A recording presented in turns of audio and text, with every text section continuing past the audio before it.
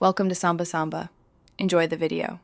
You start by preparing a safe workspace and gathering simple tools: a plastic scraper, dish soap, baking soda, and rubbing alcohol. Fill a basin with warm water and a few drops of soap, then submerge the bottle for about 15–30 minutes. The goal is to soften the paint and adhesive so removal is easier. Once done, lift the bottle and gently try to peel a corner of the painted label. This quick test tells you whether to move to mechanical or chemical methods next. You now move into active removal. Start scraping with a plastic scraper at a low angle to avoid scratching the glass. For persistent paint, make a paste of baking soda and water or apply rubbing alcohol. Let it sit for 5–10 minutes so the solvent penetrates. Once softened, scrape again using steady pressure and short strokes. If paint remains, repeat the solvent application and scraping sequence until most material lifts.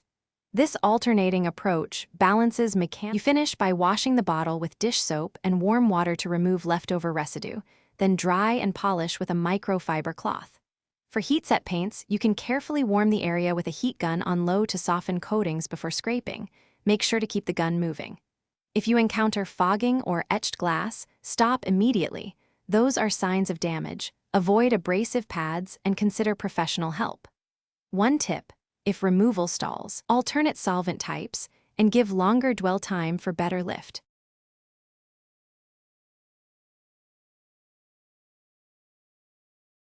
Thanks for watching. Consider subscribing if we helped you.